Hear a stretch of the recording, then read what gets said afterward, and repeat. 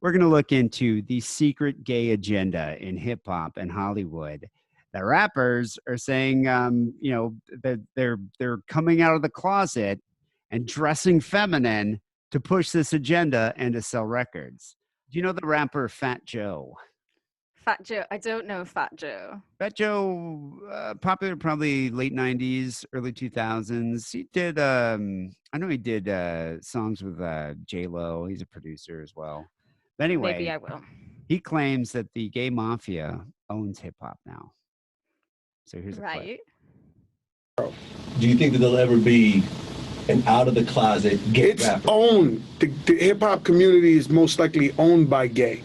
To be honest with you, do you think there'll be? They're owned by gay. I happen to think there's a gay mafia in hip hop. Right. Not rappers. You know, the editorial presidents of magazines, sure. The PDs at radio stations, the people who give you award at award shows. This is a fucking gay mafia, my man. Right. Like, you know what I'm saying? They are in power. So why wouldn't a guy come out and say, yo, I'm gay, and get that type of love? I mean, Lady Gaga, I don't know if she's gay, but she running with that gay shit for real. And How old is that clip? Come on. Oh, that's not even that old. Is it not bringing up Lady Gaga like she's still relevant? That's probably like 6 years old. But yeah, that's what I'm saying. It's like this idea of a gay mafia pushing a gay agenda has been around for a while. It's just now it's kind of become very in your face and obvious because you have people like Lil Nas X who are just completely open about it and flaunting it. Of course. Which is great. Too Short here also asked about the gay mafia. It's something in the air, man. It's like I'm a conspiracy theorist, so. Well, Fat Joe said that there's a gay mafia. I was just gonna say it, but I didn't want to say it because I'm a conspiracy theorist. You talk about it, something's gonna happen to you. Yeah. So you think there's a gay mafia? I think if you talk about it, he's gonna get whacked by the gay mafia. He has 100% read Bill Cooper's book. 100% read it. Believes everyone. I was homophobic in the 90s, and the world got so gay that it just kind of went away. It's like, I think this is what a gay person told me. It's like, you could just tell. It's like, just like when a man's attracted to a woman, you could tell who's gay. It's just a thing. So I personally have never been hit on by a homosexual, but I've been around tons of them. It's like, I used to be like, get the fuck away, but now I don't. You can't shoot a video. You can't do anything. You can't get on an airplane. You can't do anything without having to interact with gay people. So it's like with the whole gay marriage thing. I'm like, why are you hating on this? Just let them get married. Just what the fuck? Yeah, gays are everywhere, Too Short. And there's lots of stories that have been kicking around for decades now about a lot of different, powerful figures in the world of hip hop, such as Tupac, Puff Daddy. Puff Daddy, I was going to say Puff Daddy is gay days long. Lil Wayne.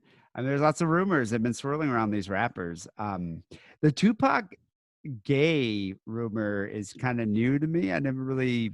Well, he was a dancer. Really thought about that. He was a dancer for Digital Underground, actually. Dancer. Yeah. So here's is this from a video I found online where they're talking about Tupac being gay. It gives me a lot of friends. I mean, I get a lot of friends, but I also executive producers who pretty much put Tupac in movies has sex with him.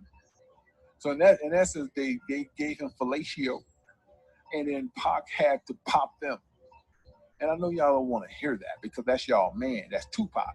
But he is no better than the rest of them. He messed with gay men the way the rest of them have done. That's not a one person in Hollywood have not followed the trends. You see. There you go. Wow, that was this guy. Homophobic. Yeah, yeah. Jesus. He sounds very reliable and very knowledgeable about these things. About Tupac. But his point is there's this gay mafia. They'll make your career, but you're gonna have to sell your soul and your whole. There's a rapper / producer here, and hip hop historian, Choke No Joke. He's talking about the gay Illuminati because recently it came out that Africa Bambaataa, who's one of the founding, hip hop forefathers here, is into little boys. not little boys, but like 13-year-old boys. Oh shit. Yeah. And so he's saying it's all part of this gay Illuminati, the people who pretty much form and control hip hop. It's going to be a hell of a domino effect because it's a lot of undercover gay shit that go on in this industry, and no white, you know, if you talk about it, it's like you gay bashing, but we not gay bashing. It's just, it just got to a point where it's just some heterosexual discrimination going on.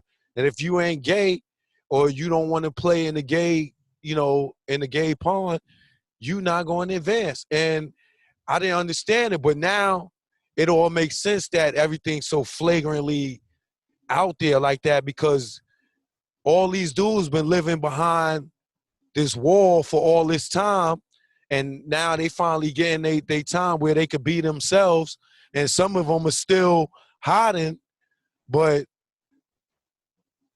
we all know the truth now. So see, he's saying that there is like this undercover gay agenda that's going on. And part of kind of just to take it back to what the that book was saying, how like these secret parties and these secret societies. Here's Inspector Deck from Wu-Tang talking about a mansion party that he went into in Hollywood. A weird mansion party. I love Inspector Deck. You walk over here. There's a balcony. We looking down. You know, and it's just a lot of, you know, nothing against gay people. A lot of gay going on. Me personally, I love women. You know, what's that, Homo sapien? You know, yeah. That's regular shit, right? So it's yeah. like, you know, I'm pro women. Yeah. Let's put it like that. I said I got gay family members, so I heterosexual. Heterosexual, yeah, okay. Yeah. So, you know, like I said, yeah, I'm not trying to, you know, shit or downplay. Yeah, or but it's weird when you didn't know it, people giving it up like that, and you just like, yo, ain't he? Exactly. Oh, wow. You open the door and you just see a whole type of Roman Caligula going on in broad day. You know, you close the door, bro. You keep it moving, unless you bout that life. And, yeah. You know. So it's your favorite actors, your favorite rappers, and then people see them later, and they'll see you like, yo, Deck, what's up? And you like. Let me tell you something. They saw us peek in the door. Right. They saw us peek in the door. When we closed the door and left, and now we examining other parts of the party, same dudes come up to us. Hey, yo, man, yo. They're your best friend now. They're worried about their reputation at this point. Because they're at the Caligula party. The gay Roman Caligula party. You know, Macklemore, one of your favorite rappers. I love that one song by Macklemore. Stop throwing it back in my face. Macklemore, one of your favorite rappers here. Downtown is a good song. Is considered to be a catalyst for this change as well. You know, he did a song in 2013 with Ryan Lewis here. It was called Same Love. And it's an ode to gay people being themselves against all odds. You know, and a lot of artists at that time wouldn't have felt, you know, empowered to discuss an issue like this, especially in you know, in the world of hip hop. And I don't think Macklemore is gay. I think he's a straight guy. No, he's married. Obviously very supportive. Yeah. Yeah. You know, and but anyway, Macklemore and R&B singer Frank Ocean have both been accused by many of the old guard of using this gay agenda to increase their spotlight and expand their audience. Rapper Rugged Man. Do you know Rugged Man? I've not heard Rugged Man, no. He's definitely underground. He's an East Coast rapper. Let me play a clip here. They come out and say, you know, it's going to get them votes. You know, the politicians use people for votes, just like politicians use the black community for votes. They use the Hispanic community for votes. They use the homosexual community for votes. They use they use women for votes. They use everybody they possibly could for votes. So, you know, in politics, that's what they do. And hip hop is politics too. So Macklemore, he could be sincere with what he's saying about, oh, if I was hip hop, you know, if I was gay, I would think hip hop hates me. But what's really going on is they're using that popular political agenda to you know, move their careers forward. And they might be offended by me saying that. And it's no disrespect to Macklemore. That's just how I feel. You know, and the same thing with Frankie Ocean. Oh, I'm gay. You know, okay, you came out the closet. but it's a week before your album drops. You know, Frankie Ocean, it's a political campaign that's promoted from Def Jam. Say, oh, we'll have this big. I mean, you gotta say that had to have been a bit of a boost. Well, a of course week before your album drops, all of a sudden you're all over the media saying that you're gay. But stuff like that happens with straight artists too.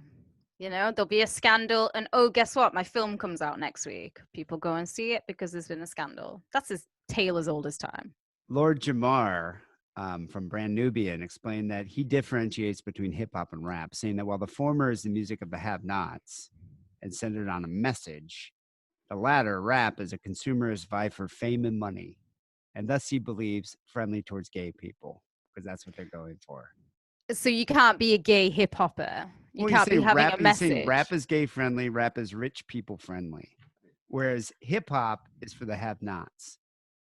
So within that money, you can be gay and have not, Lord Jamal. What do you mean, man? He's saying there's a lot of people with money that happen to be homosexual, and he says these are the people who are pushing this gay anti homophobia lyrics in your songs because they know it's going to be popular. It's part of this agenda, and it's going to sell records. Here's a clip where he's talking about gay people.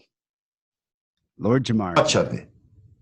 You know what I mean? But that doesn't mean it's a good thing. Like, but these people who are talking all this gay shit, they'll act like people not being, people being desensitized to it means that we're actually evolving as a culture. And see, it's not as shocking anymore now when you come out and say that you're gay. It's because people accept it. No, it's not because they accept it. It's because you fucking desensitized us to the point where we don't even give a fuck anymore. Bitter old guys, like bitter old black guys here. I was about to apologize because I got his name wrong, but now I don't care that I got his name wrong. Yeah, I mean, Brand Nubian was definitely one of the legendary iconic rap groups from like late 80s, early 90s. But a lot of these guys just can't accept the change, can't accept the fact that genres evolve. That's when you actually know you're old and over the hill, when you just can't move with the times and change your mind. Rugged Man said that there's nothing wrong with having a pro-gay stance, but he just feels that a lot of these artists exploit that because it's the trend right now, which that could be the case. As I say, I don't feel like Macklemore is doing it because Macklemore is a short, white, ginger man. Why would he pile something else on top of him that other people could pick on? He doesn't need to be doing that. Because I think a producer came and was like, hey, dude, if you write this song about, accepting gay people and anti-homophobia and things like that, it's going to be a huge hit because that's what's trendy right now. That's what's popular right now. No, I do. I like Macklemore. I have respect for him. He writes songs about buying vintage, and Downtown is a great, great number. Yeah, I don't think that guy would have any problem at all selling out in a heartbeat. I don't think he has problems selling records. No, I think that's why. I think he'll do whatever he needs to do to sell records and to be popular. Even this. Man, these niggas is garbage, man. They can't really rap. They not really in the streets. They not really piecing up no real bars. They not really doing the shit they say they do in these raps. The only reason why you probably hearing them on the radio a lot and seeing their video a lot is because they got little weird situations with niggas. I don't know if it's a homosexual situation, some believing in the devil type situation, some going against the grain situation. Niggas be doing any and anything they got to do to get in position. I'm not willing to do that, so you might not hear me on the radio as much, but I respect myself and I get respect in the streets. That's why. That's rapper Cassidy, who obviously thinks people are doing devil shit. It's so funny. This is totally when punk went legit and everyone started turning their backs on the Sex Pistols and all that. And they were like, no, punk never started there. And punk's too fashionable now. This is totally the same, but it's just with homosexuality thrown in. Because they're like, oh yeah, if you've got the money, then they're going to release your records. If you're legit, they'll release your records, but they won't release mine. It's yeah, mate, because your album probably sounds like trash. That's probably why they're not releasing it. You don't have an A&R guy. That's why. It's as simple as that. Maybe they can't get an A&R guy because they're not gay. This rapper Daylight, who's a pretty popular rapper, he's come out recently as being bisexual. This is funny. What do you have to say to, any haters or critics of your decisions in that battle to, you know, do the twerking and, you know, pretending to perform, you know, fellatio on the microphone? I'm not gay. You know, I suck a dick or two, but I'm not gay. You know, you know, every blue moon, like I make sure that I make sure I'm not gay. You know what I'm saying? I see a nice chick, and I'll be like, ooh, she bad. You know what I'm saying? I see an attractive dude, and I'll be like, that nigga ugly. I don't like that nigga. You know what I'm saying? And I think about it twice, but still. You know, so I make sure I'm not gay. I make sure. You know what I'm saying? You know what I'm saying? Like, it ain't nothing wrong. Like, it ain't nothing wrong. Like, if you want to hit a nigga, like, you know, every blue moon, like, that ain't gay. Like, no homo. You know what I'm saying? It's not. Like, long as you